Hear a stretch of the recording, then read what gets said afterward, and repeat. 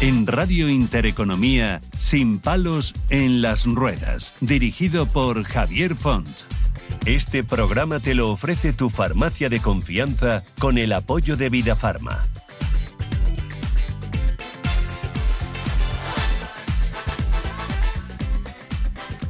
Hola, ¿qué tal? ¿Cómo estamos? Nada, ya ha pasado la semana, ha sido rapidísimo, quizás porque estemos tan ocupados que no nos demos cuenta de que el tiempo es volátil, que se pasa rapidito. Pero bueno, no está mal si es para volvernos a oír. Iba a decir a ver, pero no, esto de las ondas solamente permite oír. Y bueno, es importante porque nos permite también potenciar otros sentidos de la vida, ¿no? Como es la imaginación. Y lo que estamos contando aquí, que es algo espectacular. Bueno, pues mire, en esta ocasión hoy quiero invitarles a reflexionar sobre un tema que nos concierne a todos y que, sin embargo, demasiadas veces pasa desapercibido. Hablamos de la accesibilidad. Mire, la accesibilidad no es un lujo ni un detalle secundario, es un auténtico derecho. Es la garantía de que cada persona, con independencia de sus capacidades, pueda participar plenamente en la vida social, cultural y deportiva. Y aunque solemos pensar en rampas, ascensores o transporte adaptado, entre otros, la accesibilidad va mucho más allá. Está en la forma en que nos comunicamos, en cómo diseñamos nuestras páginas web, y hoy es el tema estrella, en la manera en que organizamos un evento deportivo o incluso en cómo pensamos una simple excursión para ir a la montaña. Vivimos en un mundo digital, pedimos citas médicas por internet, nos inscribimos en competiciones online, reservamos actividades de ocio desde el móvil. Pero, ¿qué ocurre cuando una persona, por ejemplo ciega, intenta entrar en una web y las imágenes no tienen descripción? O cuando alguien con problemas de movilidad no puede completar un formulario porque el diseño exige movimientos muy precisos con el ratón. La exclusión digital es tan real como la física. La buena noticia es que la accesibilidad web no es complicada realmente. Se trata de escribir textos alternativos en las imágenes, poner subtítulos en los vídeos, ofrecer navegación con teclado, garantizar contraste de colores y claridad en los contenidos. Bueno, esto en breves palabras, ahora hablaremos con más detalles. Pero medidas sencillas que abren las puertas a millones de personas, y es lo más revelador, cuando una web es accesible, lo es para todos. ¿Quién no agradece un texto claro, un vídeo subtitulado o una página que se carga rápido y sin obstáculos? En Europa, la normativa ya obliga a que los sitios públicos y muchos privados sean accesibles. Pero la ley por sí sola no basta. Hace falta voluntad, formación y, sobre todo, conciencia de que una web inclusiva es una sociedad más justa para todos. Pasaremos del mundo digital al físico y hablaremos de deporte adaptado, siendo el deporte siempre como un sinónimo de superación, de esfuerzo, de juego limpio. Y el deporte adaptado demuestra que esas palabras son universales. Miren, existen disciplinas como el baloncesto en silla de ruedas, el atletismo adaptado, la natación paralímpica y más recientemente el trail-o, la orientación por senderos. Una modalidad que permite competir en igualdad a personas con y sin discapacidad, porque lo que cuenta no es la velocidad de las piernas, sino la precisión de la mente al leer un mapa. Cuando vemos a un atleta paralímpico en acción, no estamos presenciando solo una competición, estamos viendo un recordatorio poderoso de que las limitaciones físicas no definen a la persona. El deporte adaptado nos interpela como sociedad. ¿Somos capaces de generar oportunidades donde todos pueden demostrar su talento? Y si hablamos de inclusión, hablamos también de naturaleza, porque disfrutar de un bosque, de un río o de una montaña es un derecho que debe estar al alcance de cualquiera. Hoy, desde luego, existen proyectos de senderismo adaptado, con sillas JLE, esas sillas todoterreno que permiten que una persona con movilidad reducida recorra rutas de montaña acompañadas de un equipo, con senderos por supuesto señalizados y con pasarelas accesibles. No se trata de crear actividades especiales, sino de abrir los caminos a todo el mundo. Porque la montaña, el aire puro, el contacto con la tierra, no entiende de barreras. Cuando un grupo mixto de personas con y sin discapacidad recorren juntos un sendero, lo que florece es la comunidad, el apoyo mutuo y un disfrute compartido que trasciende cualquier etiqueta. Quizá se pregunten que une la accesibilidad web al deporte adaptado y al senderismo inclusivo. Pues mire, la respuesta es muy simple. Un mismo horizonte de igualdad. Una web de accesibilidad abre la puerta a la información y a la participación. Un deporte adaptado abre la puerta a la competencia, al esfuerzo compartido y al reconocimiento. Y un sendero accesible abre la puerta a la naturaleza, a la libertad y al bienestar. Son tres ámbitos distintos, pero con un mismo mensaje, la felicidad. Amigos y amigas, la accesibilidad no es caridad, no es algo extra, es un valor que nos engrandece como sociedad, y si aún alguien duda de su importancia, que se imagine por un momento en la piel de quien no puede abrir una web, disfrutar de un deporte o recorrer un camino por falta de adaptación. La inclusión es la llave que convierte la convivencia en comunidad. Por eso, la próxima vez que naveguen por internet, que piensen en el deporte o que salgan al campo, recuerden estas palabras. El acceso para todos no es un privilegio, es un derecho. Y cada paso que damos hacia una web más accesible, un deporte más inclusivo y una naturaleza más abierta, desde luego que es un paso hacia una sociedad mejor.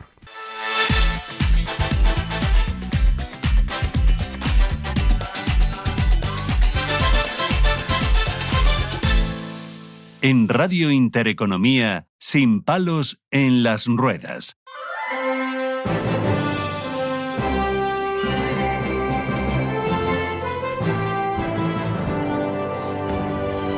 Y bueno, pues tenemos a nuestro primer invitado de hoy sobre el tema pilar, que es la accesibilidad en las páginas web. Algo que pasa muy desapercibido, pero que para muchísimas personas, pues la verdad que es un verdadero problema, ¿no? Y para ello hemos invitado a Sergio García Cabezas, que es consultor en accesibilidad y discapacidad en web, es doctor en educación, consultor en accesibilidad y discapacidad en organismos como la UNESCO, RINE, la OEI, y profesor universitario especializado en experiencia usuario, además de muchas otras cuestiones más de las que vamos a hablar con él. ¿Qué tal, Sergio? ¿Cómo estás? Hola, ¿qué tal? Muy bien. Muchísimas gracias por acompañarnos. Nada, gracias a vosotros por invitarme. Y por ilustrarnos en algo que posiblemente haya mucho desconocimiento y que posiblemente, seguro, nos vas a contar cosas súper curiosas. Hay que hacer mucha pedagogía de esto. Claro que sí. Oye, ¿cuál ha sido el hilo conductor de tu carrera entre la educación, la consultoría internacional y la docencia universitaria?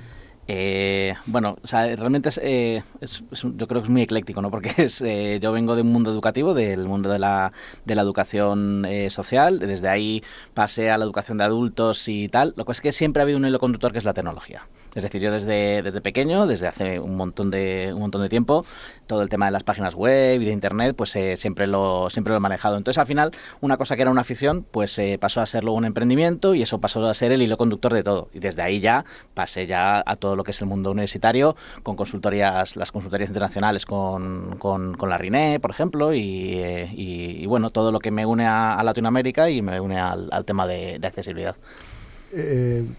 Has sido colaborador de la UNESCO, de RINE y sí. de OEI. ¿Qué aportes consideras más significativos en tus colaboraciones dentro de estos organismos? A ver, ahí yo voy a ser muy egoísta, porque he aprendido mucho más de lo que les he podido yo aportar a ellos. Pues, bueno, no sé si conocéis la RINE, es una red intergubernamental que lo unen, bueno, gobiernos de toda Latinoamérica.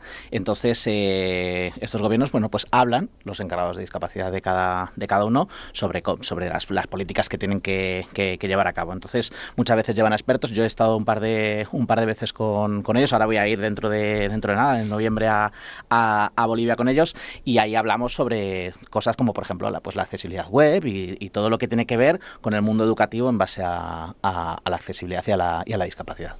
Yo siempre he dicho que hay que estar convencido más que obligado para hacer cosas, ¿no?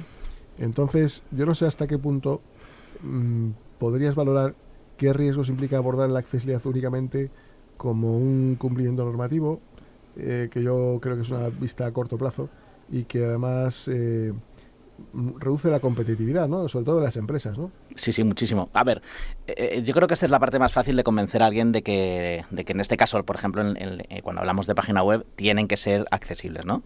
Porque tú puedes hablar de justicia social, puedes hablar de derechos, puedes hablar de... Pues no, te puedes ir a todo este tipo de razones, que son razones más que de peso para hacer desde el principio una página web accesible, pero también te puedes ir a las razones económicas. La accesibilidad, yo estoy convencido de que es rentable.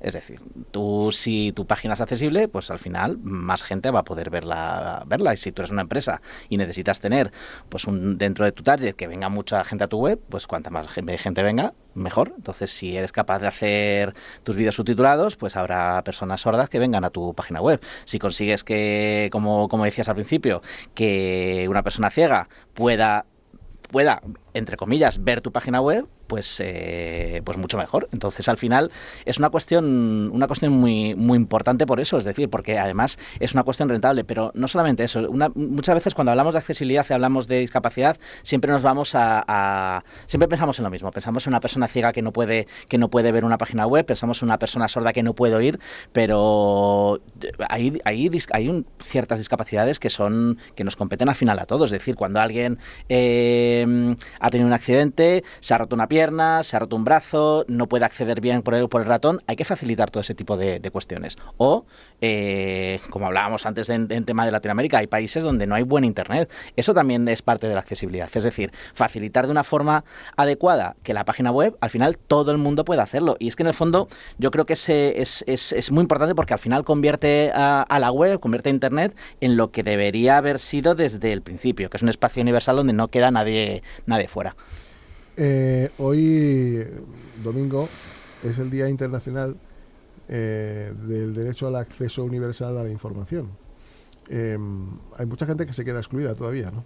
Muchísima. Es decir, a pesar de las legislaciones que dicen que tiene que haber ciertos niveles de accesibilidad web en administraciones, en páginas gubernamentales, muchas veces no es así y tampoco parece que vaya que sea un gran problema para un montón de gente, ¿no? Porque es verdad que como la mayor parte de gente pues puede acceder a su página web, pues no pasa absolutamente nada, pero sí que hay mucha gente excluida, desde personas que tienen una discapacidad a personas que tienen un móvil que no pueden acceder bien porque el móvil es antiguo, por ejemplo. Es que en el tema de la accesibilidad web, al final, es más bien es algo que yo, por ejemplo, en mis asignaturas, cuando les intento enseñar a los futuros desarrolladores web todo el tema de la accesibilidad, les hablo de la experiencia de usuario. Es que es un tema de experiencia de usuario. Cuanto la página sea más accesible, mejor, porque muchas más personas van a poder acceder y de una forma más fácil, además. Van a entenderlo, van a acceder y va a ser mucho mejor. Yo me acuerdo de las personas mayores que están directamente expulsadas de lo que es la tecnología y desde luego, bueno, pues es que es algo tan difícil muchas veces como que puedan sacar una cita médica o que simplemente pues quieran ir al cine un día porque también tienen derecho a disfrutar de la vida, ¿no? ¿Es posible hacer una página web intuitiva que nos vaya guiando cómo usarla? Porque muchas veces lo que yo denoto es que hay mucho rechazo por parte de empresas y demás a que su web no sea lo maravilloso que tiene que ser, con fotos de gente muy guapa. Eso al final el cursor también distorsiona no sé qué parte de la web cuando tiene que agrandar unas letras. ¿Todo eso es posible o cómo de fácil es eso? O sea, no solo es posible, sino que te diría que porque, por ejemplo, estás aludiendo a un tema que es una de las grandes razones de por qué las páginas web no son accesibles, que es que una página accesible tiene que ser fea, no tiene que ser estética y tal. Eso es una falacia, desde el principio. Es decir, eso no es verdad, porque al final no estamos hablando... Yo me acuerdo cuando yo empezaba a programar, que programábamos con el blog de notas en los años 80, aquello no te daba la posibilidad de hacer todo lo que ahora mismo te permite la tecnología. tecnología. Entonces, ahora mismo, codificando, puedes hacer de todo. Puedes hacer todo lo posible para que sea bonito, para que sea contrastable, para que sea perceptible, para que sea robusto, para que tenga todos esos principios de la accesibilidad que deberían estar. Entonces, es que no es verdad. O sea, una página puede ser estética, una página puede ser entendible, yo entiendo a lo mejor que si quieres hacer una versión, por ejemplo, en lectura fácil, puedas hacerla y puedas convivir a la vez, pero incluso la lectura fácil puede ser parte de tu propia web. Y luego, además, aparte del tema de la rentabilidad, que la accesibilidad al final es coger más clientes, coger más personas que puedan estar en tu web, es que además hay muchas razones por las cuales tu web tiene que ser accesible. Por ejemplo, hay una razón que me parece que es fundamental, que la gente al final acaba obviando, que es Google. Google es al final, como yo siempre les digo a mis alumnos, tú tienes que pensar en Google como alguien ciego, como alguien que no tiene posibilidad de accionar un ratón, porque al final hay una cosa que es el SEO de las páginas web, que es cómo conseguir que tu página web suba arriba del todo en Google, es decir, que tu página triunfe, porque al final va a ser más buscada, y una de las principales cosas que busca Google es la accesibilidad. Es decir, Google dice, si tu página es accesible, yo voy a subirte arriba de mis resultados. Entonces, a ver, lo que no puedes hacer es una página que sea pesada, que no carguen los ordenadores, una página que se vea mal, porque Google te va a echar directamente para abajo. Entonces, al final, ya te digo, hay una serie de razones que son de peso, como la justicia y el derecho, y luego hay otra serie de razones que yo con lo que digo a lo mejor a mis clientes, o no sé, tontos. Hacer las páginas accesibles. Es mejor para vosotros, es mejor para vuestro negocio y no va a cambiar. No es una página, no hay que hacer una página fea para eso. Hasta incluso hay que valorar el tiempo de descarga de la página web, que dependiendo de la estructura, dependiendo de la información, claro, ¿no? Pues tiene unos tiempos u otros, y eso a veces nos pensamos que es simplemente el diseño, pero también hay otros factores que nos pueden afectar, ¿no? ¿Qué diferencia puede haber entre hacer una página web o no hacerla en estos términos? ¿Afecta o no? Afecta muchísimo. Es decir, cuando tú te basas directamente a la hora de programar una página web, y ya no es arreglar una página web, que eso es otra cosa, ¿no? Porque hay muchas páginas donde tienes que meterle mano para poder arreglarlas, ¿no? Pero cuando tú planteas una página web desde cero, el plantear una web desde cero es más barata, porque al final lo haces desde el principio y luego no vas a tener que cambiar puede salir en cualquier momento una ley que de repente diga que todas las empresas tienen que tener una página web accesible. Entonces, en ese momento, tienes que cambiar todas las páginas web que haya. Claro. Entonces, va a ser más barato que lo hagas de esta manera. Pero luego, como hablábamos del tema de Google, ¿no? Es decir, tú haces la página web, tú programas la página para que sea más rápida, para que pese menos, es decir, para que el peso de las imágenes sea menor, para que todo funcione de una forma más adecuada. Si es accesible, funciona mejor. Si es accesible, está mejor diseñada. Si es accesible, tiene mejor performance. Es decir, tiene mucho mejor rendimiento a lo largo de la carga. Con lo cual, hazlo accesible desde cero, desde el principio. Me gustaría que nos informaras un poco aquellos programas o aspectos a tener en cuenta para cada patología, por ejemplo.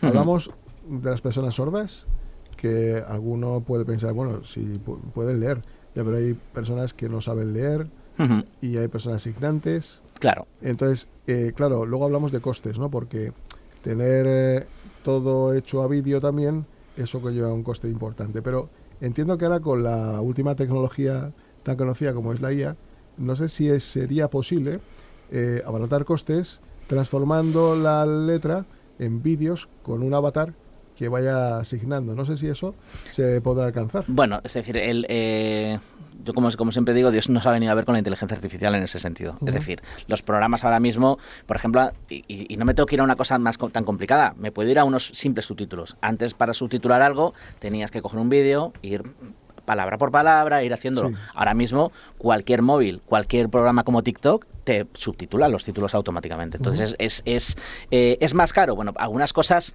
claro, ahí también hablamos de niveles. Es decir, la accesibilidad en sí, tal como está ahora planteada, hay como 3 niveles de accesibilidad. El tercer nivel es muy complicado de alcanzar en páginas normales porque requiere técnicas que no están al alcance de todos. Pero al menos debería... Yo, por ejemplo, cuando yo les enseño a mis alumnos los trabajos finales que se hacen en una página web, tienen que tener todos un nivel AA de accesibilidad. Que eso no es complicado.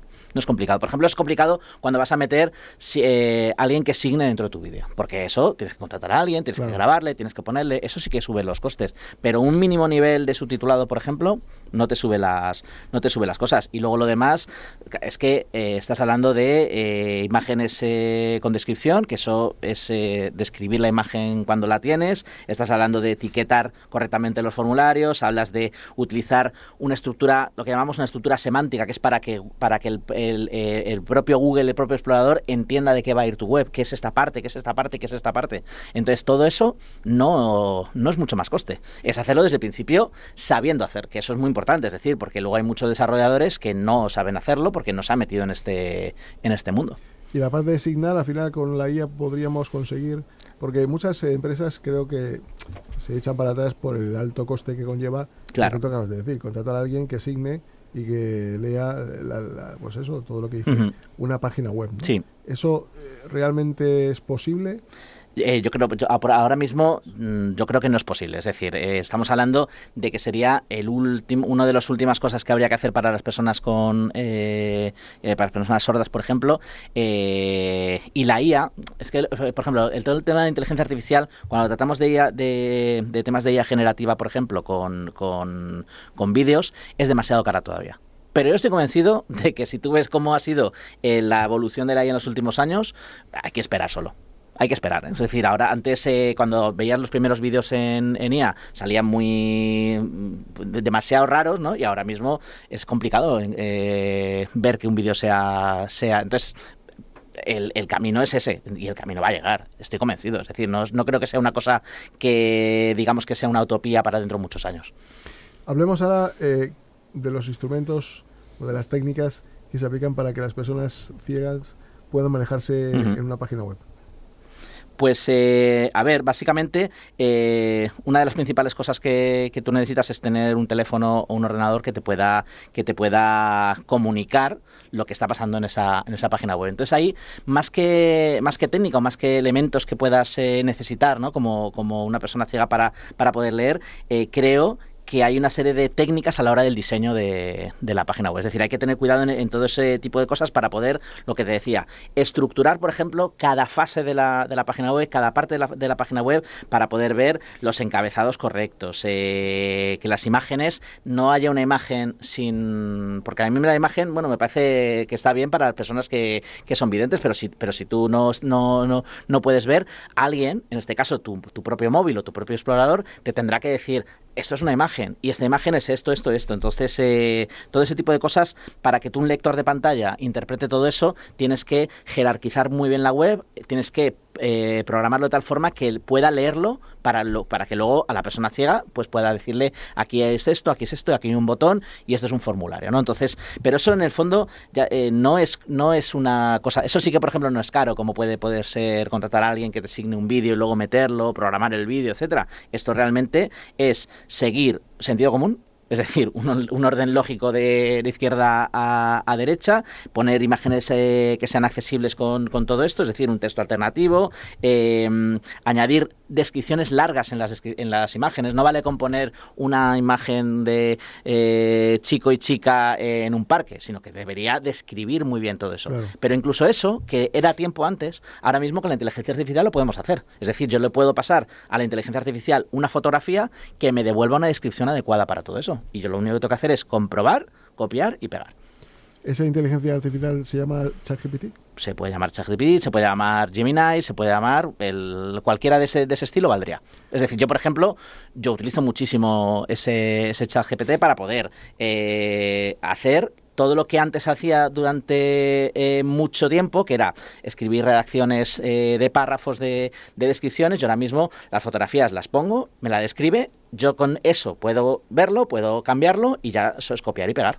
Entonces, que se gasta, o sea, el tiempo es muy relativo, es decir, ¿gastas más tiempo? Bueno, pero luego vas a ahorrar un montón de tiempo en otra serie de cosas y los beneficios que te da son enormes. Y ahora hablemos pues la accesibilidad para personas con discapacidad física, que en muchos casos, bueno, pues hablamos de personas, imagínate una persona con ELA o una persona tetrapléjica que, bueno, evidentemente interactúa a través de luces con los ojos.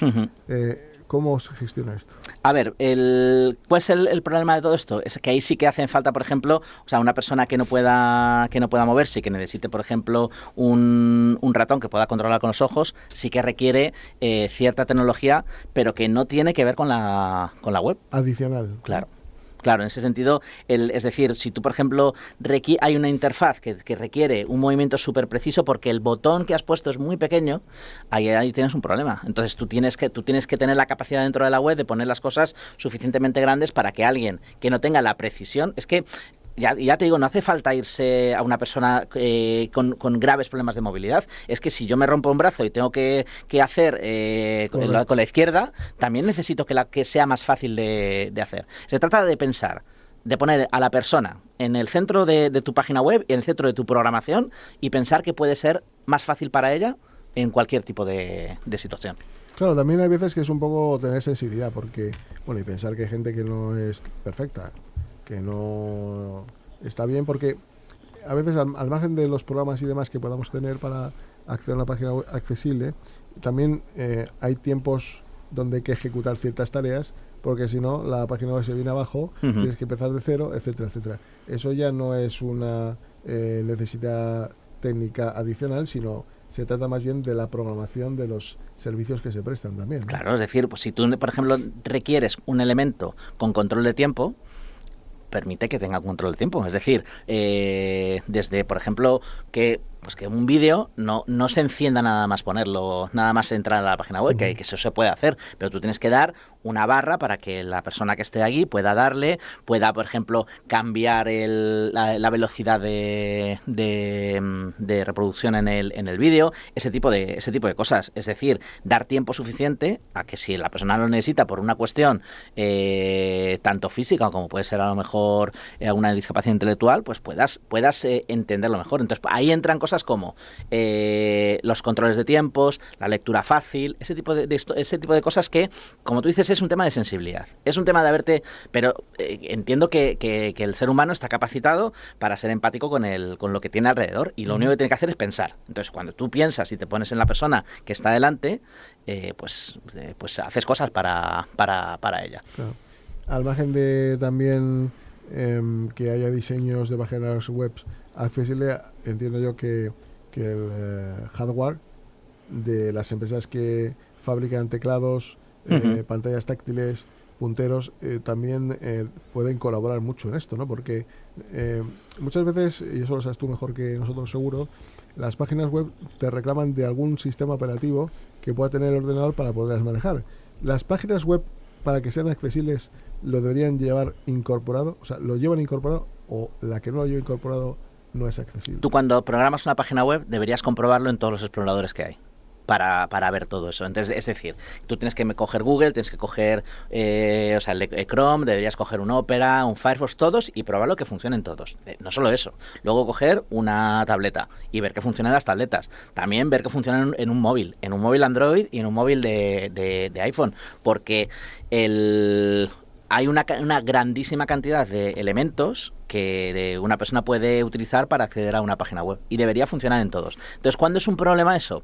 Realmente eso es muy fácil, porque ahora mismo las páginas ya se hacen de esa forma y no es demasiado complicado. Pero, por ejemplo, cuando tenemos que ir a la administración y tenemos que empezar a meter certificados digitales, clave, etcétera, etcétera, la cosa ahí se pone peleaguda. Es decir, y eso es una cosa que todo el mundo, cuando ha hecho la renta, cuando ha ido a hacer un tema con el certificado, no funciona exactamente igual de bien en todos sitios. Y esto puede ser, porque te vas a un país como Estonia, donde todo es por internet y funciona. Y aquí, pues funciona a veces sí, a veces no. Claro. ¿Te fías de la tecnología siempre? ¿No falla nunca? No me suelo fiar del todo, pero no suele fallar. Es decir, en ese sentido no suele fallar. Es bastante matemático todo. Entonces, de hecho, cuando la programación es casi matemáticas en ese sentido. Es difícil que falle. Puede fallar Internet, por ejemplo, eso sí, pero... Oye, ya que tenemos que ir terminando, pues dime a ver un poco aquellas claves que tú darías para hacer de una página web una página web accesible. Vale, a ver, lo suyo es que si todo depende también de a quién nos estemos dirigiendo, porque si me dirijo a un programador, lo que él tiene que hacer ese programador es, por favor, formarse. Es decir, formarse en las directrices WCAG para saber qué niveles hay y el checklist que tienes que hacer para todo. Pero si tú eres el dueño de una página web, quieres hacer una página web, lo que tienes que hacer es pensar lo primero en ti y lo segundo en el resto. Es decir, que para ti va a ser bueno y para el mundo va a ser bueno. Entonces, lo que decíamos, justicia social, rentabilidad para tu negocio y bueno, y hacer también el mundo un poco mejor, ¿no? Que también me parece que es parte de lo que el ser humano debería hacer con su vida. Pues Sergio García, gracias por venir el Día Internacional del Derecho Universal a la Información Accesible, que la verdad que ha sido un lujo tenerte aquí. No sé si tienes redes sociales, si las quieres decir, por si alguien tiene... Sí, bueno, me podéis seguir como Transmediarte en cualquier sitio, o sea, tanto en X como en Transmediarte, sí. Vale. Transmediarte. Pues ahí lo tiene, Transmediarte. Y ha sido un placer. El placer es mío. Ya saben ustedes, aquí quien más sabe de esto es Sergio García, así que, y no es el golfista, es uno que se dedica a hacer páginas web. Muchas Encantado, gracias por todo. A vosotros.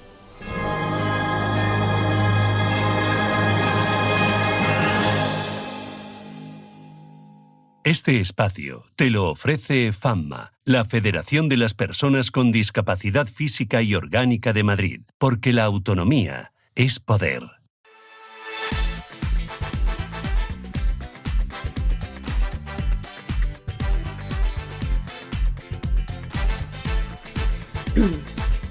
Bueno, pues vamos con este segundo bloque del programa, que, como no podía ser de otra manera, va a versar sobre una cuestión cuando menos curiosa, que bueno, podríamos hablar de que hay gente que cree en ello y otra gente que no cree tanto, pero la verdad que parece ser que en algunos casos de algunas discapacidades pues está viniendo bien. Yo diría que a cada cual que piense lo que crea oportuno, es información que luego debe ser contrastada, por supuesto, consultada con sus respectivos médicos, pero creíamos que era de interés traerlo y para que ustedes lo escuchen y que saquen pues sus propias conclusiones.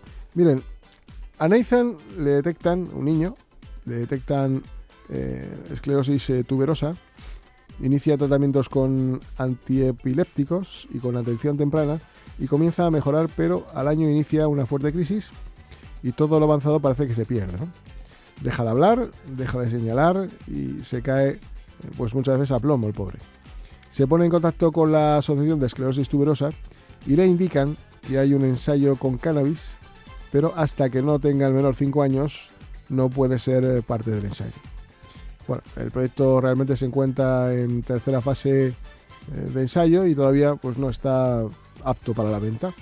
Pero durante el tiempo de espera va cambiando de antiepilépticos y cambiando las dosis. Hasta, bueno, se dan pasos para operarle, pero al final no le pueden intervenir.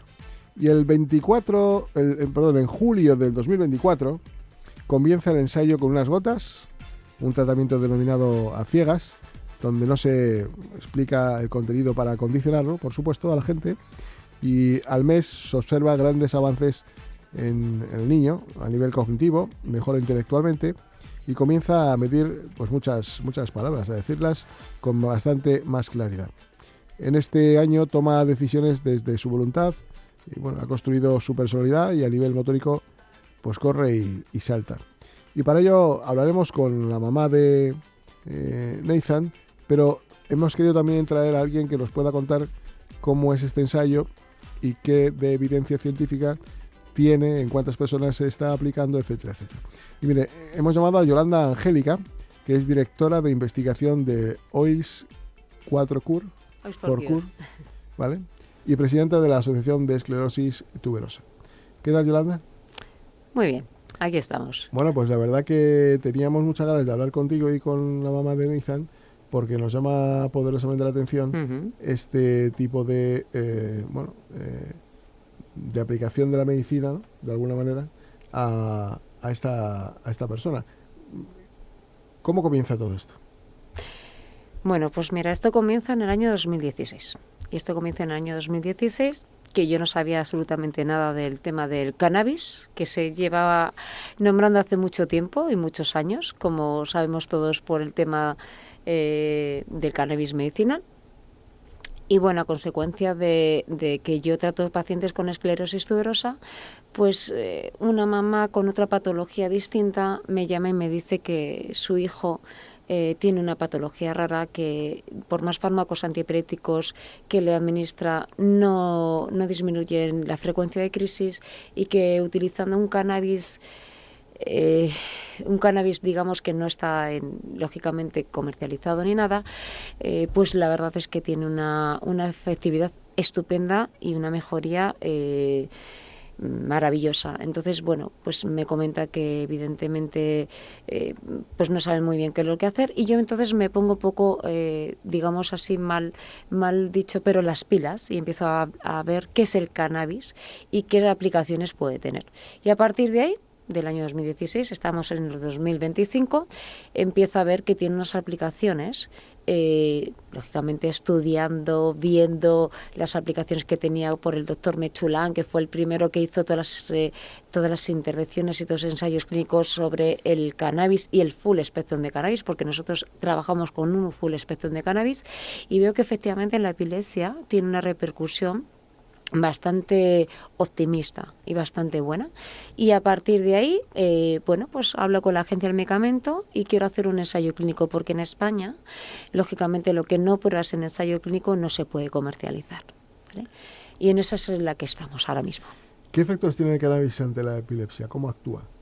Bueno, a ver, nosotros trabajamos con un full spectrum de cannabis, quiero dejarlo claro. Cuéntanos qué es eso para que la gente lo entienda. Un full spectrum de cannabis quiere decir que nosotros trabajamos con la planta completa, es decir, no aislamos una molécula, nosotros trabajamos con dos moléculas, es el cannabis y el THC, el tetrahidrocannabinol, un porcentaje muy pequeño del THC porque es la parte, digamos, psicoactiva, pero en este caso trabajamos con un 0,5% de THC, que es lo que ha aprobado la agencia del medicamento, porque nosotros nos regulamos evidentemente por la agencia del medicamento, porque si no, no puede sacar un fármaco al mercado, y nosotros trabajamos lo que es la planta, ¿vale?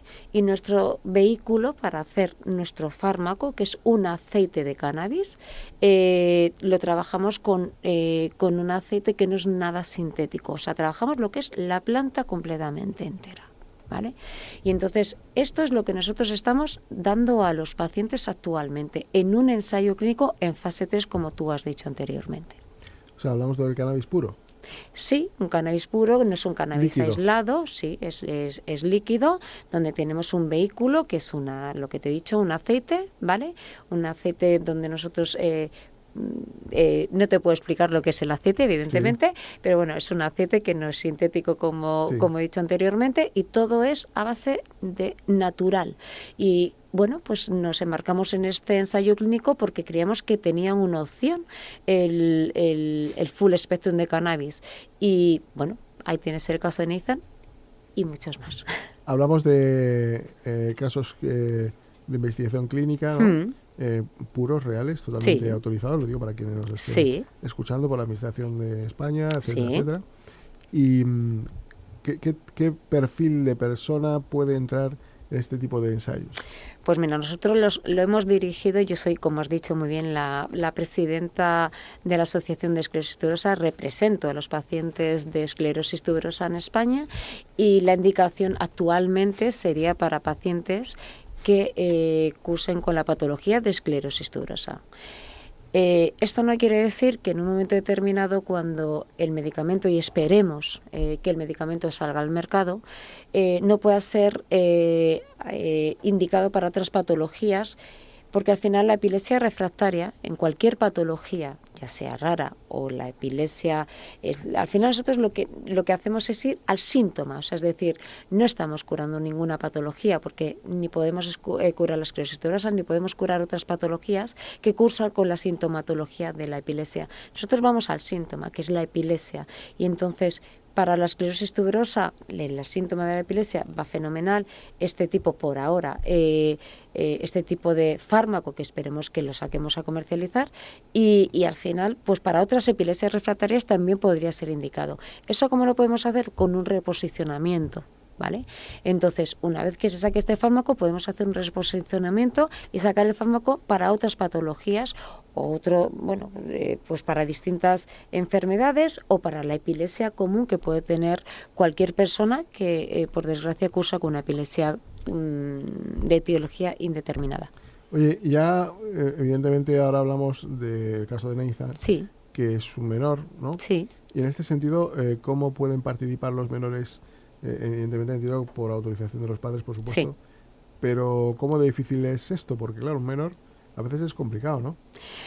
Bueno, la no digo verdad... en términos legales, sino también en términos de su respuesta clínica, de su sintomatología, ¿no? Bueno, pues la verdad es que te tengo que decir que los pacientes pediátricos han tenido una respuesta absolutamente magnífica. Yo creo que, mira, los fármacos antiepilépticos con los que estos pacientes se manejan son fármacos que tienen muchos efectos adversos. Entonces, darle la oportunidad a un ensayo clínico es una oportunidad única. Claro. Evidentemente, y el manejo, bueno, pues que entre un paciente pediátrico no tiene ningún tipo de inconveniente, porque al final los fármacos antiepilépticos que están en uso comercial y están actualmente comercializados tienen muchos efectos adversos y no creo que sea ningún tipo de problema utilizar este fármaco, si es que va a ser fármaco, que esperemos que sí, porque en este tiempo, que llevamos 1 año y pico de ensayo clínico, evaluamos la seguridad, la tolerabilidad y la eficacia del producto. Y hasta ahora no hemos visto grandes efectos adversos. ¿Qué hemos visto con los fármacos antiepilépticos convencionales? Pues muchos más efectos adversos que lo que tiene ahora mismo nuestro fármaco, en teoría o entre comillas, Sí. lo voy a decir porque no tenemos todavía un nombre, pero se llama YCJ01. No hemos visto durante este año y pico nada que nos pueda llamar la atención sobre efectos adversos ni efectos secundarios y bueno, creo que de verdad que sería una gran oportunidad para el paciente, pero tanto pediátrico como adulto. Y creo que al final los padres que llevan un recorrido con sus hijos, porque Nathan tiene una cortita edad, pero ya ha probado muchos fármacos antiepilépticos. Claro. Con lo cual, creo que no hay ningún tipo de problema, ni interacción, ni miedo a utilizar este fármaco. Cuando ya sea un menor o un adulto va a probar esta futura medicación, ¿va a algún hospital? Sí, por supuesto. ¿Está en observación de algún tiempo? Sí. ¿Nos puedes contar ese detalle? Sí, mira, nosotros tenemos 3 hospitales, 2 en Madrid y 1 en Barcelona. Entonces, en esos 3 hospitales, evidentemente, lo que se hace es el protocolo del ensayo clínico que hemos elaborado. Son 7 meses de ensayo clínico, 2 meses es un doble ciego. Quiere decir que los 2 primeros meses no sabe lo que toma el paciente, sea placebo o medicamento en investigación, y a partir del segundo mes se abre el ciego, que se llama, y tomaría el medicamento en investigación, porque nosotros no queríamos dejar la oportunidad de que los pacientes tomaran el medicamento de investigación, no queríamos que fuera todo placebo o todo medicamento en investigación, porque lo tratamos como un paciente oncológico, puesto que nuestros pacientes sufren muchísimas crisis epilépticas y el deterioro por las crisis epilépticas condiciona a tener una discapacidad intelectual y un retraso neurocognitivo, con lo cual el protocolo está hecho así y ellos a los 2 meses, cuando se abre el ciego, siempre van a tener el tratamiento activo o desde el principio, ¿vale? Y están estos 3 hospitales, que hay unos investigadores principales, más unos coinvestigadores que ven al paciente, que hacen un seguimiento del paciente cada semana, ven a ver cómo evoluciona, hay que subir medicación, hay que bajar medicación, etcétera, etcétera, ¿vale? 2 cosas que te quería preguntar antes de pasar a hablar con la mamá de Nathan. Sí. Que es, si surge algún inconveniente, hay un plan B. Bueno, si surge algún inconveniente y el ensayo clínico en el paciente está mal o surge algún tipo de inconveniente, se puede salir del ensayo clínico. Los ensayos clínicos todos, si hay algún tipo de problema, un efecto secundario grave o el paciente decide salirse o el papá del paciente decide salirse, no hay ningún tipo de problema. Tú puedes dejar siempre el ensayo clínico, siempre que firmas un consentimiento informado, porque cuando tú llegas a un ensayo clínico siempre tienes que firmar un consentimiento informado. Ahí se dice claramente que el paciente en un momento determinado o cuando él quiera puede abandonar el ensayo por la circunstancia que él quiera. O sea, nunca se obliga al paciente a terminar el ensayo clínico. Con lo cual, el plan B siempre es tú entras y decides cuándo sales.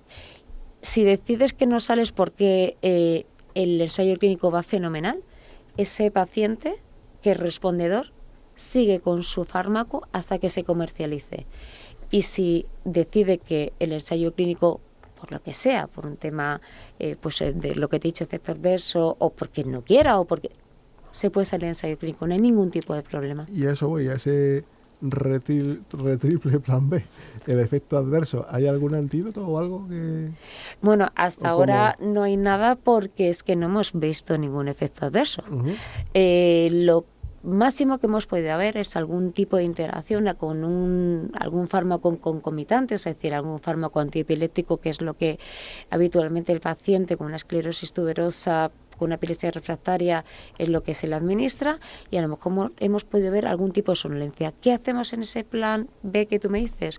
Bueno, pues intentar que el concomitante que nos está provocando la interacción o bajarlo o retirarlo, o sea, modificar un poco la medicación para que no tenga esos efectos adversos.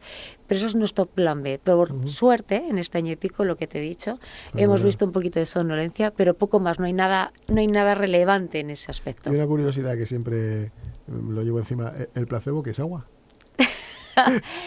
Bueno, en nuestro caso no es agua, pero tampoco te puedo contar lo que es el placebo. Agua Coca-Colada. Bueno, ahí vamos a dejarlo. Agua con un poquito así de sabor a una plantita, pero en fin. Muy bien. Yolanda, gracias. Mira, voy a hablar ahora con la mamá de Nathan, que la tenemos al otro lado del teléfono. Quería saludarla. Laura, ¿qué tal? ¿Cómo estás? Buenas tardes, buenos días, buenas, ¿qué tal? Muy bien, pues muchísimas gracias por atendernos. Bueno, pues la verdad que queríamos un poco hablar contigo sobre Nathan, que parece ser que ha tenido una evolución fantástica a raíz de estar en este tipo de ensayo clínico, ¿no? Sí, efectivamente. Yo he pasado por muchos fármacos y como siempre es fármaco resistente, y eso pues le ha evitado que empezara a funcionar algo, pero luego pum, otra vez deja de funcionar, y hemos estado así todos los años. El ensayo lo empezó con 5 años, pues hasta los 5 años siempre hemos tenido a los 2-3 meses otra recaída, otras crisis, o sea, siempre ha sido la misma historia. Cambiábamos un fármaco, poníamos otro, subíamos, bajábamos, pero a los meses otra vez. O sea, que yo ya he probado, mi hijo tuvo anorexia porque empezó con otro fármaco que dejaba de hacer de comer, pues con problemas, pues con los fármacos que estaba tomando él, y siempre pues añadiéndole, ahora mismo antes de entrar al ensayo estaba tomando 3 antiepilépticos distintos, porque lo máximo que más o menos me han permitido son 3, no me han puesto 4, 5, 6, sino eran 3, quitamos uno, metemos otro nuevo, si vemos que no cambiamos. Entonces siempre han ido jugando, porque decían que más de 3 antiepilépticos pues intentaban que no. Entonces yo siempre, la evolución de Nathan era, madre mía, no sé cuándo volver a tener otra vez sus crisis, otra vez sus ausencias y otra vez volver a recaer. Cada vez que ha recaído, pues hemos perdido. En el año, que fue la más drástica por el tipo de crisis que tuvo, fue donde perdió todo, como has comentado. Ahí fue, pues mi hijo no era él, todo lo que habíamos conseguido con las terapias y con todo lo perdimos. Esa fue la época, pues para mí creo que más difícil, porque yo siempre he dicho que mientras que avancemos, aunque sea despacio, pero bueno, para adelante, bien. Pero así fue lo más duro. Entonces, claro, cuando yo hablé con la asociación me dijeron que ya estaban detrás de un ensayo clínico. Para mí eso era pues mi esperanza. Tú verás, mi hijo con 4 meses, que fue cuando se detectó la enfermedad, al saber que podía haber un tipo de ensayo, medicación, lo que sea, que podía darle calidad de vida, pues yo estaba, ¿pero cuándo va a salir? ¿Pero y esto cuándo? Porque claro, al ver que todos los fármacos no te funcionan, que si ahora lo operamos, que si no, que si lo vemos, que si no lo vemos, que si hay que esperar, que si... Cuando ves que todo son puertas cerradas, cuando ves que no llegas a nada y que mi hijo va deteriorándose, que mi hijo no va siendo un niño normal, que mi hijo no hace las cosas normales, que ya repitió guardería para intentar entrar en el colegio un poquito más maduro y seguía siendo como un niño de 2 años. Y, jolín, en abril del mismo año, del 2024, fui al neuropsicólogo y me dijo, es que agua, abu, pipí, mamá, Ali y poco más. O sea, no decía ningún tipo de palabras, 2 palabras seguidas, no hacía nada, o sea, nada.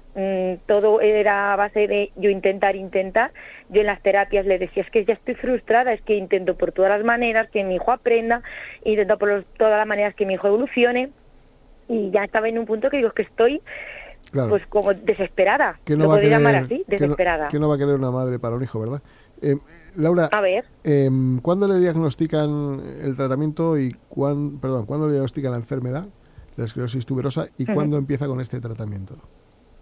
A los 4 meses se lo detectaron. Y hasta que no ha podido salir el ensayo en fase 3, mi hijo no ha podido entrar. Mi hijo es el paciente número 2. Así que en julio de 2024 dije, por favor, para adentro. ¿Estamos hablando de cuántos años? Con los ojos cerrados.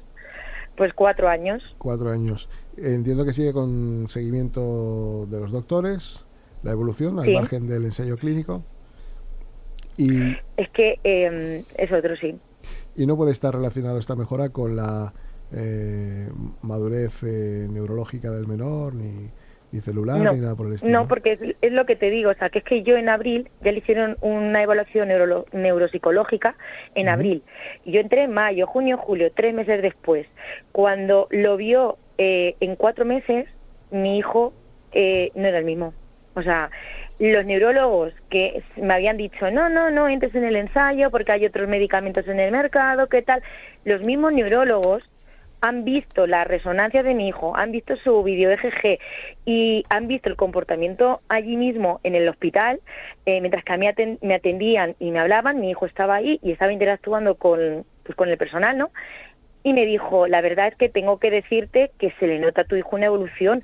Y habían pasado, yo te digo, 6 meses. De esos 6 meses contamos que mi hijo, cuando tú empiezas cualquier medicación, nunca empiezas con la dosis ya recomendada, ¿no? Es decir, yo empecé a lo mejor en una semana 2 gotas, por ejemplo, ¿no? La semana siguiente, ¿no? 4 gotas. Claro, o sea que yo no llegué casi hasta los 2 meses a empezar a tener pues una dosis recomendada con el peso, edad, etcétera, ¿no? Como yo lo calculen. O sea que en 4 meses mi hijo es otro distinto. No puede ser porque ha despertado solo. ¿Sabes lo que te quiero decir? Es más, te voy a decir un dato muy, muy, muy importante, para mí por lo menos. Mi hijo, como te he dicho, siempre cursaba con 3 antiepilépticos. Pues después de ver esta mejora, a los 4 o 5 meses, empezamos a bajarle uno de los antiepilépticos que llevaba utilizando desde los 4 meses de vida, porque era, no se le puede quitar, no se le puede quitar, pues lo hemos quitado.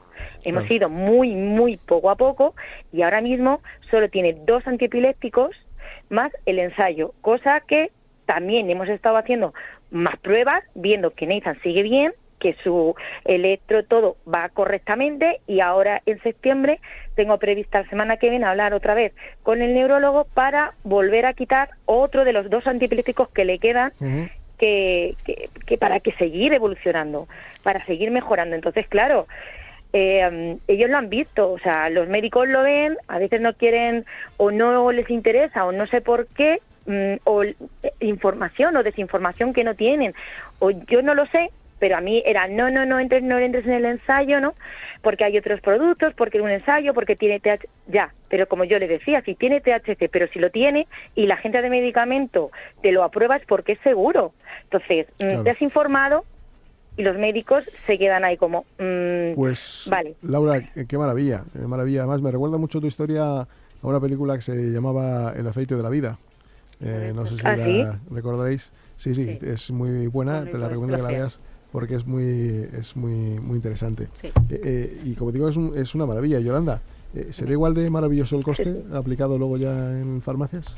Bueno, yo no te sé decir realmente el coste, porque no lo sé, sinceramente, pero desde luego nosotros no creo que sea un coste aplicable a las farmacéuticas habituales, ese coste desorbitado, porque yo creo que tiene que haber un precio social. Creo que los pacientes tienen que acceder a este medicamento y que no todos los españoles tenemos que pagar un medicamento con unos precios altísimos y costosos. Así debería ser. Exacto. Pues quiero terminar con la entrevista agradeciéndoos a las dos, desde luego, haber estado aquí contándonos esto que es maravilloso, cada cual, desde luego, que saque sus propias conclusiones. Desde luego, Yolanda, mucho éxito a las dos. A ti, Yolanda, por supuesto, porque gracias. Será que eso se transforme en calidad de vida de tantas y tantas personas, entre ellas Nathan. Y Laura, agradecerte y felicitarte y darte la enhorabuena por ser una mamá tan valiente, porque pues habrás pasado de todo. Nervios, angustias, críticas, pues en fin. De todo. Bueno, de pues todo, pero suerte para las adelante. Dos.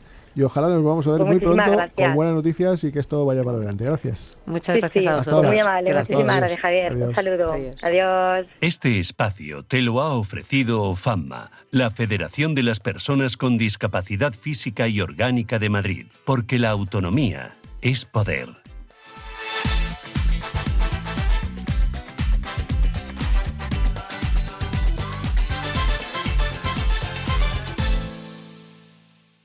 El exceso de peso no es solo una cuestión de imagen, es salud, bienestar y calidad de vida. En IMEO te ayudamos a alcanzar un peso saludable con tratamientos médicos personalizados y seguros. Mejora tu energía, protege tu corazón y gana años de vida. Visítanos en imeovisidad.com y empieza hoy tu cambio. IMEO, cuidamos de ti.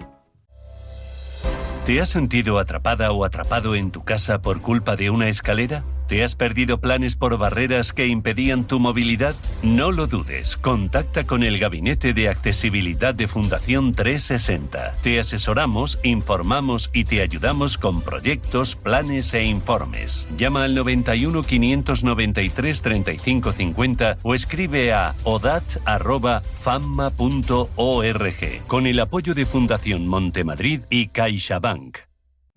En la Alberca, Salamanca, en el corazón de la Sierra de Francia, la Abadía de los Templarios le ofrece 100.000 metros cuadrados de naturaleza en estado puro. Piscina, lagos, spa, pista de pádel, discotecas. ¿Por qué no se anima a disfrutar de nuestras propuestas? Fíjese, oferta entre semana relax de domingo a viernes, 5 noches en pensión completa con uso de spa diario, desde 475 € persona en habitación doble. Oferta fin de semana de viernes a domingo. 2 noches en media pensión desde 198 € persona en habitación doble. Llámenos ya al 923 42 31 07. Ya sabe, estamos en la Alberca y somos la Abadía de los Templarios. ¿Dolor articular, cansancio o digestión pesada? Descubre Mar Azul de Sol Naturaleza, un suplemento único con ficocianina, rica en antioxidantes naturales que ayudan a desinflamar, revitalizar y proteger tu organismo desde el interior. Mar Azul, el poder del mar ahora en tu día a día. Pregunta por él en Sol Naturaleza. Llama al 91 31 31 409 o entra en solnaturaleza.es. Llega la tercera edición de los premios Intereconomía, la gran cita para celebrar la innovación, el talento y la excelencia. Si tu empresa tiene una historia que contar, un proyecto que inspira o un éxito que merece ser reconocido, inscríbete ya. Súmate a esta tercera edición de los premios Intereconomía, donde las empresas que mueven nuestro país son las verdaderas protagonistas. Descubre toda la información en premios.intereconomía.com. En Radio Intereconomía, Sin palos en las ruedas, dirigido por Javier Font.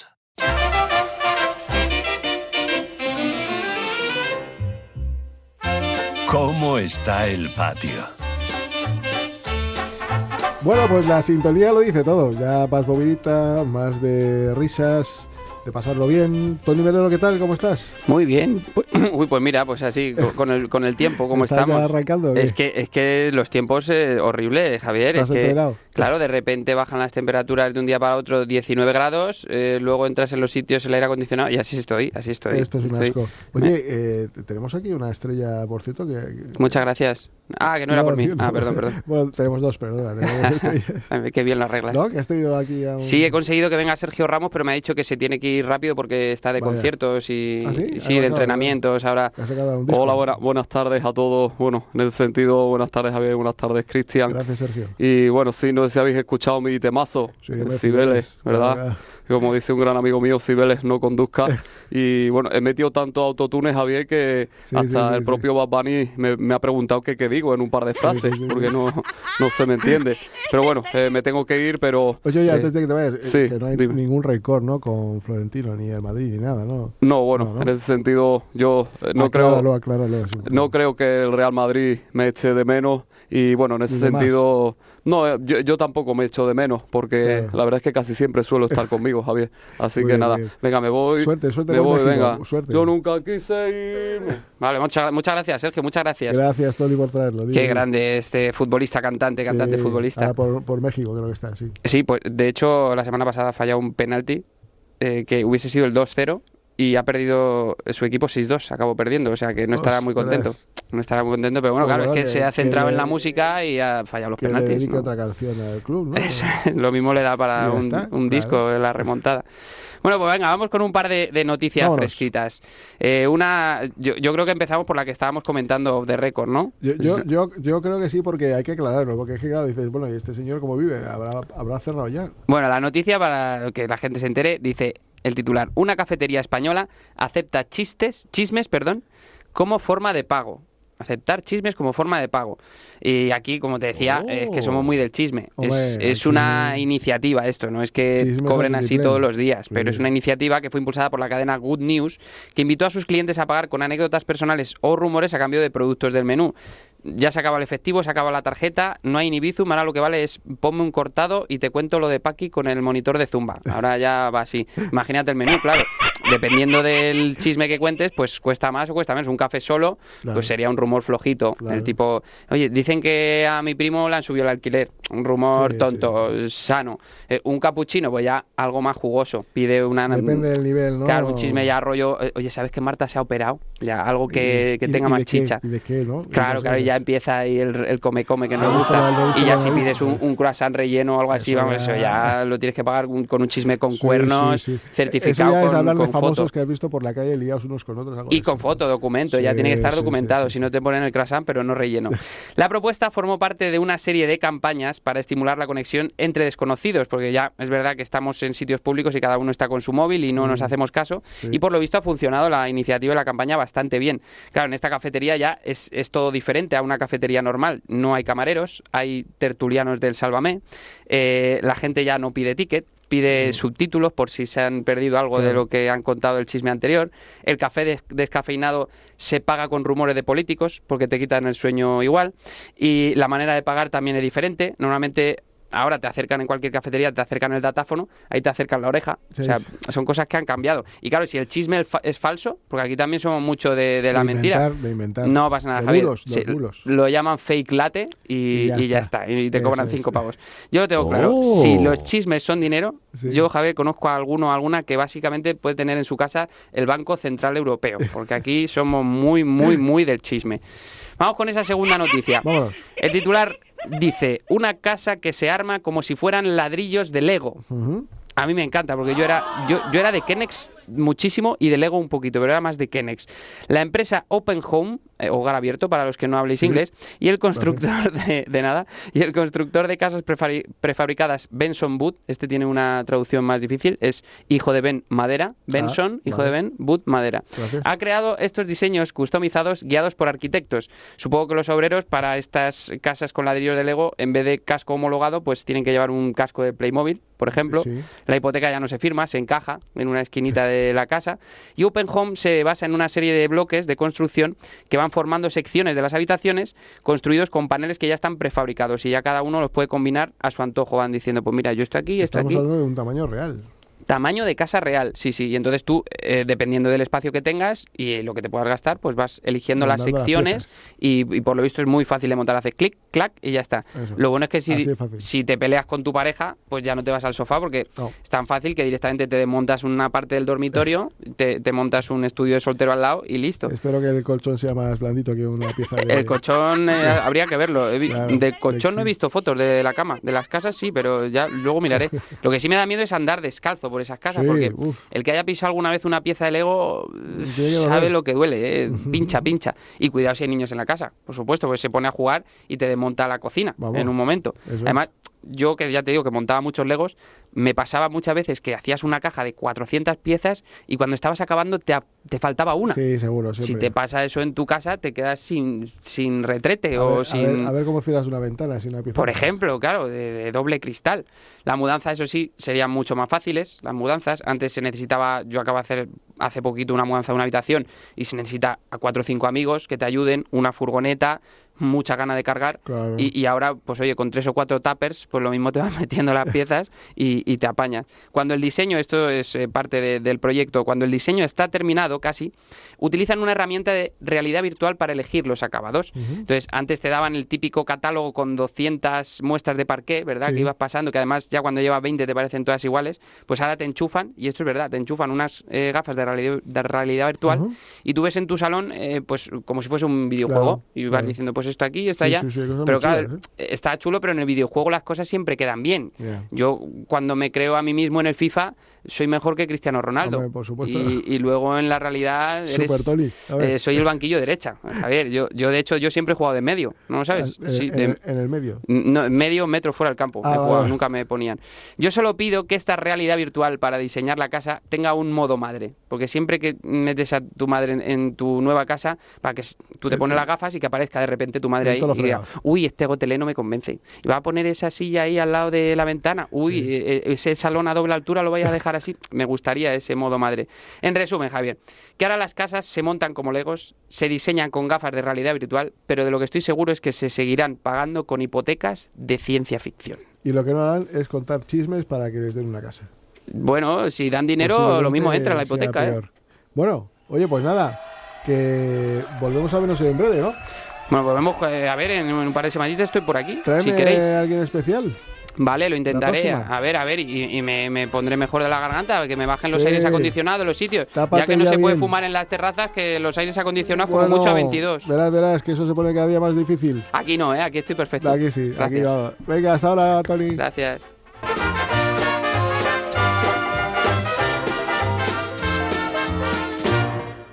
En Radio Intereconomía, Sin palos en las ruedas, dirigido por Javier Font.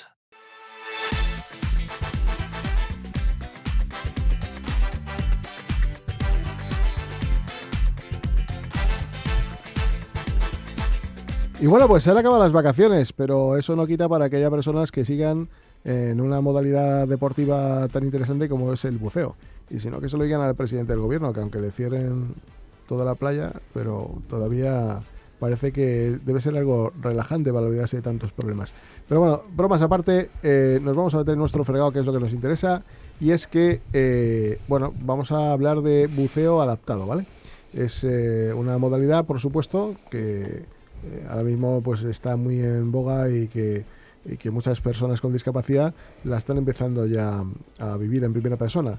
Hablamos con Raúl Rodríguez, que es director de la empresa de buceo Marépolis. Raúl, ¿qué tal? ¿Cómo estás?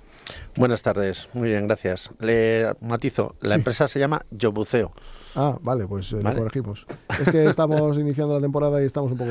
Bueno, no, a ver, entonces... es que dentro de todo el proceso, que supongo que ya os habéis leído y demás, dentro de nuestro grupo, que es el grupo Yo Buceo, hace ya 6 meses que adquirimos la empresa de Marépolis, con lo cual digamos que ya lo de Marépolis es simplemente una de las empresas que están dentro de nuestro grupo, pero la marca comercial es Yo Buceo, que es con la que trabajamos. Vale, el buceo adaptado es una modalidad de submarinismo que está diseñada, por supuesto, para personas con discapacidades de toda índole, física, sensorial, cognitiva, pues que puedan disfrutar, por supuesto, del mundo submarino con total seguridad y total autonomía, o al menos acompañados, por supuesto, de grandes expertos y especialistas, ¿no?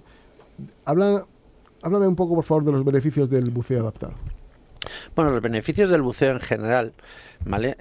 Se basan, lo primero que se le dice a cualquier persona y a la primera experiencia que tienes cuando te metes en el agua, es que realizas los 2 sueños de cualquier persona, que es salir del medio en el que estamos, del medio terrestre. Las 2 sensaciones más potentes que tiene el buceo es la de poder respirar debajo del agua, con lo cual te da unas sensaciones y una autonomía totalmente diferente, y la de poder volar. ¿Vale? Y aquí entraríamos en profundizar en esa pregunta que nos has hecho. Sí. ¿Vale? La de poder volar, porque la sensación de ingravidez, de moverte como Superman, básicamente no está ni en el paracaidismo, ni en el puenting, ni en el parapente, ni en el ala delta. Realmente la única actividad en la cual tú, sin necesidad de más artículos, proyección, motores, etcétera, te puedes mover y estar ingrávido y moverte para arriba, para abajo, para adelante y para detrás, es en el buceo. Esto le confiere a las personas, por ejemplo, con movilidad reducida y con otro tipo de discapacidades, como por ejemplo la visual. Es un tema muy curioso que ahora si quieres profundizamos en ello. Claro. Les confiere precisamente esas sensaciones que en el medio terrestre no puedes tener. Ahí en ese medio estamos todos en el mismo plano, ¿vale? Y por ejemplo, para que como los oyentes nos escuchen y entiendan muy bien de lo que estamos hablando, ¿nos puedes indicar un poco cómo es el buceo? Por ejemplo, una persona ciega más o menos se puede manejar, lo único que le falta es un poco la orientación. La persona con discapacidad intelectual, entiendo que hay ciertas cuestiones que ahora nos contarás. Y una persona con discapacidad física severa, por ejemplo, que es lo más complicado, ¿cómo hace ese buceo? ¿Acompañado? ¿Atado a vosotros? ¿Lo lleváis encima? ¿Cómo? Pues te explico. Dentro del buceo adaptado, que se llama, ¿vale? Por ejemplo, nosotros dentro de Yo Buceo trabajamos con una de las organizaciones más grandes del mundo que prepara materiales, es SSI. Bueno, pues ahí se ha realizado una clasificación donde tú puedes salir como buceador clasificado 1, 2 o 3. Esas clasificaciones lo que marcan es hasta dónde eres autónomo dentro del agua, y lo que te van a marcar a la hora de recibir tu titulación es cuánta ayuda te va a hacer falta. Entonces, el buceo se puede realizar directamente sin ningún tipo de movilidad, ¿vale? Con 0 movilidad, hasta una falta de movilidad por un brazo, por una pierna, de cintura, de pecho para abajo. Entonces, la formación, ¿vale?, se realiza en función de cada persona. Una vez que completamos ese curso, en función de la autonomía que tiene, porque si hay 25 ejercicios, pues puedes hacer de forma autónoma 10, pero no puedes hacer 5, 15, los que sea. Entonces, se determina cuán acompañado tiene que ir esa persona. Por ejemplo, si tú eres una persona autónoma, ¿vale?, pues podemos bucear juntos y tu acompañante puede ser Cristina, por ejemplo, o cualquier otra persona que sea una persona entrenada para ayudarte. Normalmente pues es tu propio compañero, tu marido, tu esposa, tu padre, tu amigo, el que se hace un curso de acompañante de buceadores clasificados o acompañante de buceador adaptado. Si la discapacidad ya, por ejemplo, requiere de una persona que tenga más destreza en el agua, pues a lo mejor tu acompañante ya tiene que ser un profesional, ¿vale? Pues un instructor o un dive master que ya, aparte de estar formado para ayudarte, tenga más habilidades en el agua para poder resolver un problema. Si tú, por ejemplo, no obtienes autonomía para resolverte a ti mismo o para ayudarme a mí, entonces necesitamos más acompañantes, porque yo también tengo derecho a sobrevivir si mi equipo se estropea debajo del agua. Entonces, ¿qué ocurriría? En ese caso, llevaríamos 2 acompañantes. Uno que si yo tengo un problema de que me falta aire o necesito ayuda, me ayude a mí, y otro, lógicamente, que se quede contigo. Sin embargo, si tú puedes apañarte solo porque te falta ayuda para entrar, salir del agua, para alguna parte del buceo, nada más, pero tú puedes ir con nosotros, solamente con un acompañante sería suficiente, por si a mí me pasa algo que me pueda ayudar a mí, pero tú puedes ir con nosotros sin necesidad de que alguien te recoja y te ascienda. Con lo cual, desde personas que solo pueden mover las cejas hasta personas que tienen cualquier tipo de limitación en la movilidad, el buceo se adapta perfectamente a cada una de ellas. Y no existen 2 cursos iguales. Cuando nos viene una persona con cualquier tipo de dificultad de movilidad, ¿vale?, se hace un curso para esa persona. Pues hay que tener en cuenta que luego hay que adaptarte el equipo. Si tú no mueves bien la mano derecha, pues determinadas cosas que van a la derecha habrá que modificarlas para que vayan a la izquierda y darte tu autonomía. Bueno, y hay nadie que no mueve nada. Y si no mueves nada, lógicamente, pues nos da un poco igual, porque entonces los profesionales que te van a acompañar lo van a hacer todo. Todo depende. ¿Vale? Entonces, efectivamente. Pero fíjate, hasta el tema de... Ten en cuenta que hemos dicho que debajo del agua se adquiere esa sensación de poder volar, que es absolutamente increíble y maravillosa, aparte la de respirar debajo del agua. Claro, Si puedes volar, es que no hay gravedad. Si no hay gravedad, hay que equilibrarte gramo a gramo el cuerpo. Entonces, una persona que tiene un peso en las piernas, pues le caen las piernas más. Una persona que no tiene peso en las piernas, hay que distribuirlo. Entonces, hay que equilibrarte como un ala delta prácticamente, gramo a gramo, hasta que se te equilibra. Y a partir de ahí ya sabemos cómo vas a bucear. Y ya puedes bucear el resto de tu vida, como decíamos antes, más o menos acompañado. Hay una fase previa, entiendo, que se hace en una piscina para saber un poco el usuario, cómo se va a reaccionar. Claro, evidentemente no es lo mismo respirar normal que respirar con una bombona. Entiendo que van con bombona, ¿no? Eso es. Entiendo que las bombonas no sé si serán la misma carga de peso que si fuera de manera autónoma una persona, no lo sé, porque evidentemente hay que llevar a veces el peso del propio buceador, el peso de la persona con discapacidad, más el peso de la bombona. No sé si del buceador y de la persona usuaria o una para los dos, pero sobre todo hay una fase previa que entiendo que se hace en piscinas, ¿no? Correcto. Cualquier aprendizaje, ya sea de una persona con más o menos movilidad, con cualquier tipo de capacidad, se realiza siempre en una piscina, porque recordemos que estamos en un medio que es precisamente el contrario al tuyo. Entonces tenemos una parte del cerebro, ¿vale? Esa zona reptiliana que nos lleva a la supervivencia. Entonces el estrés que te puede provocar está en un sitio donde no te puedes apoyar. Claro. Donde no tienes seguridad de apoyo, vas con aletas, estás flotando, y donde tu cerebro sabe que está respirando de un artefacto que no es tu naturaleza. Entonces todo ese proceso primero tiene que ser en un entorno confinado, que se llama, en una piscina. Nosotros precisamente tenemos la gran suerte de tener ahora mismo las mejores instalaciones que hay en España para el buceo, ¿vale? Yo buceo en X Madrid, pues tenemos 2 piscinas, una que cubre muy poquito, que tiene escalones, con lo cual nos permite ir entrando, y en este caso eso sería para cualquier persona, porque cualquier persona, muchas veces una persona a lo mejor que pueda tener una dificultad de movilidad, pero la cabeza la tiene relajada y debajo del agua se trabaja con la cabeza. Entonces, ese primer proceso, en el caso de tener que adaptar el equipo, etcétera, etcétera, sí que es mucho más dedicado. En otros casos metes a 2, 3, 4 personas y vas resolviendo esas situaciones por el camino. En estos casos es 1 a 1, ¿vale? Y efectivamente la distribución de esos pesos, esas botellas, etcétera, etcétera, se hace acorde.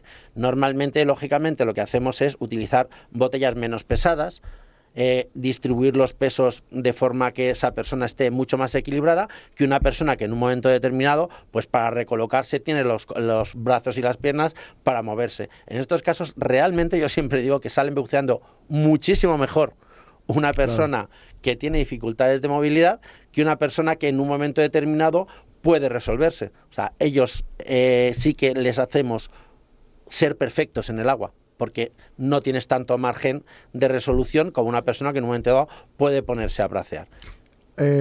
¿Cuándo es el bautismo de buceo y a qué profundidad bajáis?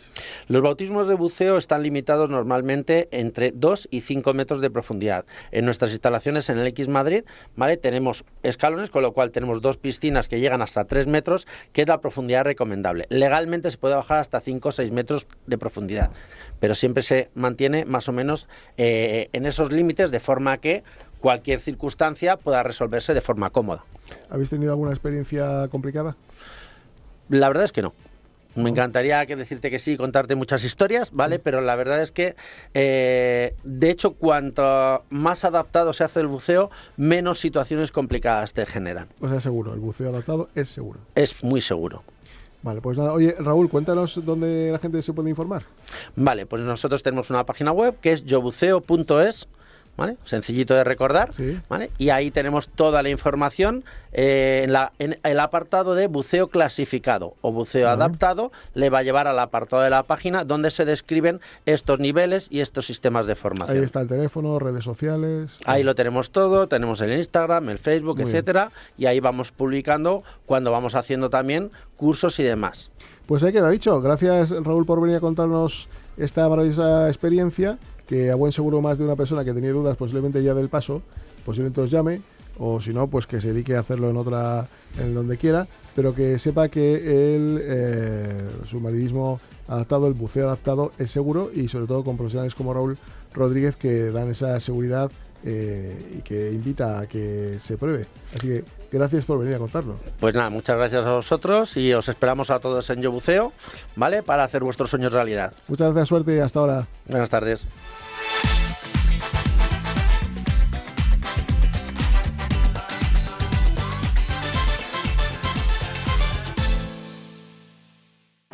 Piso de 90 metros, 4 habitaciones, acabados en mármol y muy bien situado. ¿Pero es accesible y adaptado para una persona en silla de ruedas como vimos? Sí, solamente hay un pequeño escalón. Evita sorpresas. Contacta con el Gabinete de Accesibilidad de Fundación 360. Te ayudamos a valorar y mejorar la accesibilidad de cualquier espacio. Llama al 91 593 35 50 o escribe a odat@famma.org con el apoyo de Fundación Montemadrid y CaixaBank. En Radio Intereconomía, Sin palos en las ruedas, dirigido por Javier Font.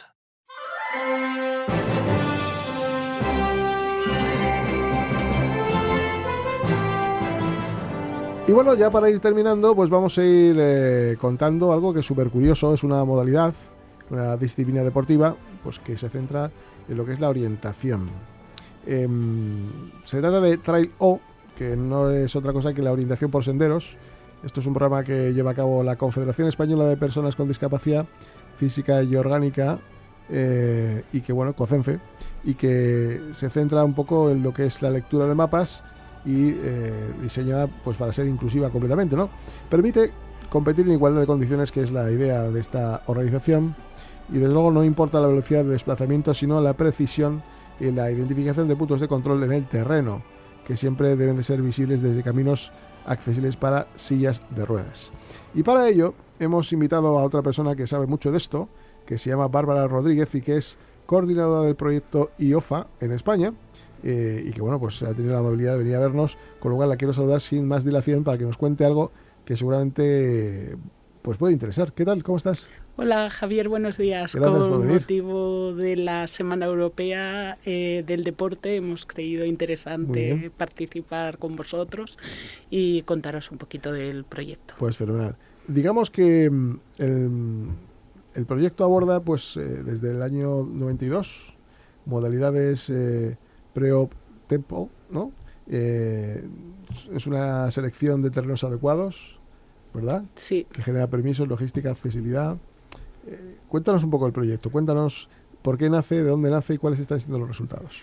El proyecto es un proyecto europeo porque COCENFE ha creído interesante abrir esta vía europea y en tanto que nuestra misión es promover la inclusión de las personas con discapacidad, pues abrimos la posibilidad de participar en proyectos de tipo Erasmus y encontramos esta iniciativa gracias a que se puso en contacto con nosotros un socio italiano. Y a partir de ahí descubrimos este tipo de deporte que es inclusivo para las personas con discapacidad.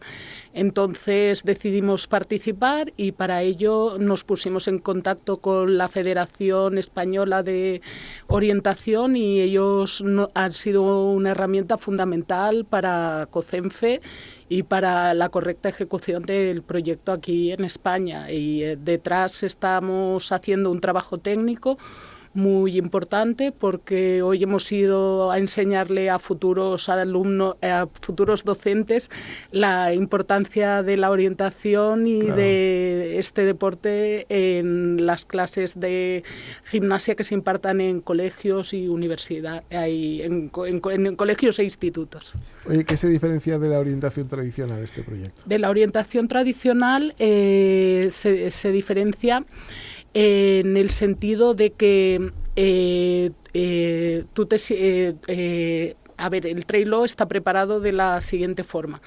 Se distribuye en estaciones. Las estaciones permiten que desde un punto tú ves una serie de balizas al frente, una serie de banderas que son de color naranja y blanco. Ves una serie de banderas y en una mesa o en un pequeño recuadro tienes 5 mapas y tú tienes que adivinar con el mapa aquello que estás viendo al frente. Entonces, en ese sentido, es un deporte inclusivo porque se premia la precisión, no se premia la rapidez. En ese sentido, ganas si tú eres preciso. Hoy, por ejemplo, hemos hecho una estación con los futuros alumnos de con los futuros docentes, y muchos de ellos han sido muy rápidos, pero esa rapidez se ha visto truncada porque han fallado una de las balizas que habíamos preparado, una de las pruebas que habíamos preparado, entonces se les ha penalizado con 30 segundos, y otros que han sido un poquito más lentos y no tan precisos, pues y súper precisos, han hecho el ejercicio perfectamente y han conseguido unos resultados mejores. Oye, ¿de qué recorrido estamos hablando? ¿De cuántos metros, kilómetros? Se trata de pensar en un recorrido accesible para que las personas con silla de ruedas puedan acudir sin ningún tipo de problemas. Por lo general suele ser un recorrido que está pensado para diseñar del orden de 10 a 15 estaciones, dependiendo del nivel de profesionalidad de los participantes, pero suelen ser unos 2 kilómetros, una cosa así, de la oportunidad que yo he tenido de vivir como persona que ha conocido este deporte gracias a la involucración que hemos tenido con los socios. Estaríamos hablando de que, digamos, es una modalidad deportiva que puede estar enfocada a personas con discapacidades severas. Con discapacidad severa, esta modalidad que te he comentado es para personas con silla de ruedas, pero para personas con discapacidad severa, por ejemplo, aquellas que tienen una discapacidad visual severa, obviamente ver banderas al frente no es posible. Claro. Entonces, se diseñan distintos tipos de pruebas. A los socios en Hungría, por ejemplo, nos han enseñado una prueba que se diseña con 9 conos, y esto se genera un recorrido porque esos 9 conos están vinculados con una cuerda y un vaso arriba de plástico, y la persona con discapacidad participante pues va señalando en el punto aquellas zonas en las que está el vaso, y eso lo hace un deporte inclusivo porque hemos tenido la oportunidad de, aunque no tengamos discapacidad visual, pues participar en ese sentido y ver cómo funciona. Todo esto sin capacidad de vista aérea, sino totalmente lineal a pie de terreno, ¿no? Sí, a pie de terreno. Por lo general, las personas especializadas en el diseño de mapas preparan una cartografía específica, y según los colores, el color te indica si se trata de una piscina, una laguna, o una montaña o un montículo según la tonalidad del color marrón. ¿Y es una modalidad deportiva ya oficialmente reconocida o se quiere convertir? Es una modalidad oficialmente reconocida. La Federación Internacional de Orientación lo tiene completamente reconocido, y de hecho hemos tenido la oportunidad de contar en este proyecto con el apoyo de un deportista paralímpico y que ha participado y por culpa de por una discapacidad sobrevenida. Ahora participa en la categoría de paralímpicos y participan tanto personas con discapacidad como sin discapacidad en igualdad de condiciones, y a la hora de elaborar los rankings se elaboran conjuntamente. Y Bárbara, ¿está abierto el programa para que participen personas? ¿Se puede decir algún dato de dónde contactar o algo? El programa, estamos ya en la etapa final. Hicimos una primera formación a nivel internacional con voluntarios del movimiento asociativo, y luego a nivel nacional hemos tenido la oportunidad de hacer distintos eventos en buena parte del territorio. Ahora, de hecho, el día 6 de octubre realizaremos un evento en Murcia, y el 8 de octubre haremos un evento en Pamplona. Pues Bárbara, muchísimas gracias a ti y a COCENFE por seguir haciendo estos magníficos proyectos. Nosotros nos despedimos. Hasta la próxima semana. Sean felices 24-7-365. Hasta la próxima. Hasta luego. Este programa te lo ha ofrecido tu farmacia de confianza con el apoyo de Vidafarma.